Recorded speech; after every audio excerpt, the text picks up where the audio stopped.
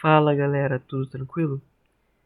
Eu estou fazendo esse vídeo extra aqui de hidráulica pneumática porque a semana passada foi a prova 1 e foi basicamente fazer um circuito pneumático, em que nele há um movimento cíclico, contínuo e automático. E não temos um exercício na lista assim, mas se você fez os exercícios da lista, você pode ter uma noção de como fazer. Mas para ajudar, eu vou estar mostrando também um circuitozinho que eu construí aqui. Tentei pensar na lógica e construir. E ele vai dar essa ideia de dois pistões se movendo e um depende do outro. E eles ficam se movendo continuamente até que alguém solte um botão ou aperte uma alavanca. Enfim, espero que isso dê uma ideia para vocês de como fazer um circuito assim. E aí vocês alterem como quiserem, dependendo do que um exercício for pedir. Mas isso já vai dar uma lógica legal. Então vamos lá. Aqui o começo é o mesmo, né, de sempre. Lembrando que apertando F3 aparece a biblioteca, que você busca o componente pelo nome, bem mais rápido. Então, cadê o negócio? Então aqui eu tenho um compressed air supply. Aqui eu tenho aquela estação de tratamento, né? A unidade de serviço de ar. Vai tirar a umidade, essas coisas. Aqui eu tenho uma válvula 3/2, em que nela, nesse caso aqui, eu coloquei um negócio que para ativar ela você tem que ficar com o botão do mouse apertado. Aqui, por exemplo, tem uma segurança dupla, né? Para ativar esse circuito eu preciso ter dois botões pressionados. E aqui eu tenho uma válvula Two Pressure Valve, que é uma lógica E, ou seja, as duas válvulas anteriores têm que estar ativas para passar a comprimido por essa aqui. Então aqui a gente vai para o nosso circuito principal. Aqui eu tenho as válvulas de controle, né? Texto. Essas daqui são de controle.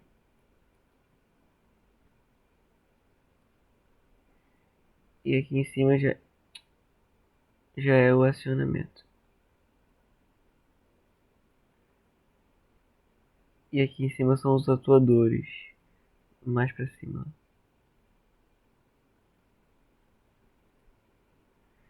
E aqui embaixo é segurança, né? Deve ter um nome específico para isso. Vou chamar de segurança. Deixa eu salvar. Então vamos lá. Antes eu vou mostrar para vocês como funciona aqui, ó. Aperto esse e deixo aqui apertado.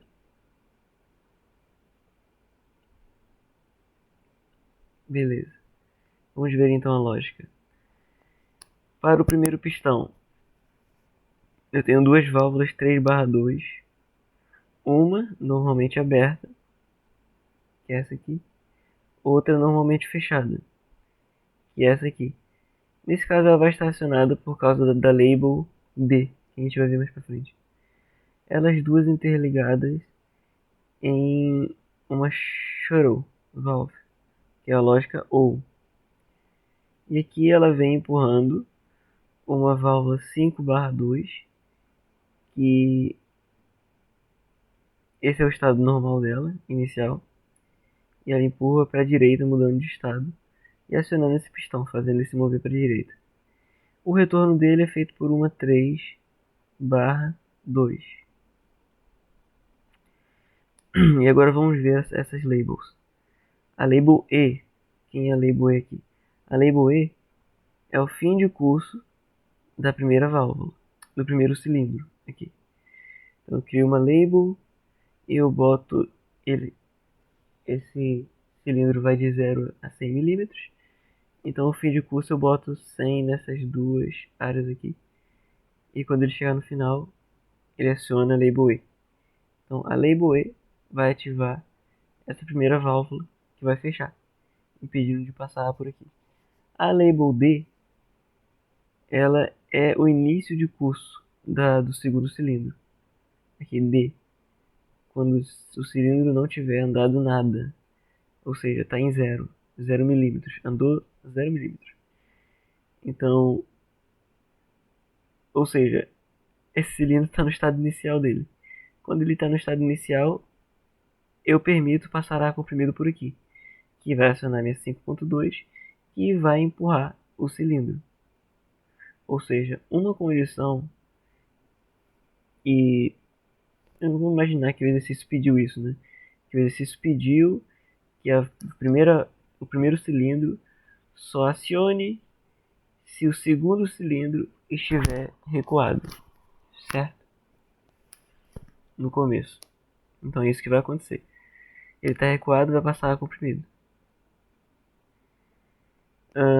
E para a volta eu tenho uma 3/2 normalmente fechada, que é acionada pela Label B. Quem é a Label B? A Label B está no segundo cilindro, é o fim de curso do segundo cilindro. Ou seja, o retorno do primeiro cilindro só é possível quando o segundo cilindro chega no final. Show? Agora para a lógica do segundo cilindro. Aqui na parte de controle eu tenho duas válvulas 3/2. Na parte de acionamento uma 5/2 de novo. Só lembrando, isso aqui é aquele negócio, aquele dispositivo que controla o fluxo de ar, que é para acelerar ou desacelerar o movimento do cilindro. Quer dizer, para desacelerar o movimento do cilindro, só isso. Então eu deixei os dois 5% abertos só, porque sem eles fica muito rápido. Então eu prefiro colocar com eles. Beleza. Então essa minha primeira 3/2, essa válvula aqui que empurra a 5/2 para a direita,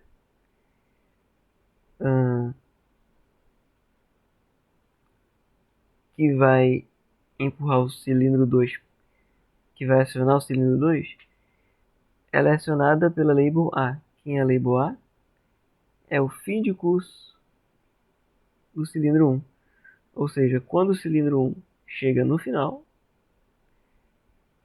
o meu cilindro 2 está liberado para ser acionado, para começar a andar. E essa segunda aqui, que também é normalmente fechada, ela tem a Label C. Quem é a Label C? É o começo de curso do cilindro 1. Ou seja, quando o cilindro 1 estiver no começo,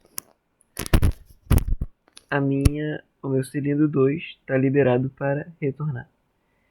Então esse é um circuito, galera, que quando acionado, ele se autoalimenta.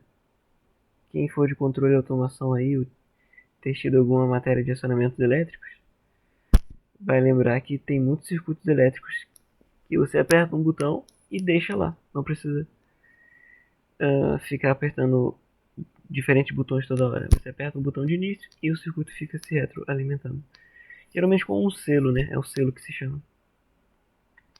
Ó, a primeira chegou no final, ativou a segunda. A segunda chegou no final, a primeira volta. A primeira chegou no início, tá liberada para acionar de novo. E claro, se eu não quisesse deixar ficar com o mouse aqui apertado, é só mudar isso aqui para um botão com esse Vzinho aqui, que é um botão que fica preso. Você aperta e ele segura. Aqui minhas duas seguranças. Pronto. Então galera, essa é uma lógica bastante importante de vocês terem em mente e saberem construir. Porque é muito comum em indústrias e exercícios também. Então tenham em mente essa lógica, beleza? Então é isso aí.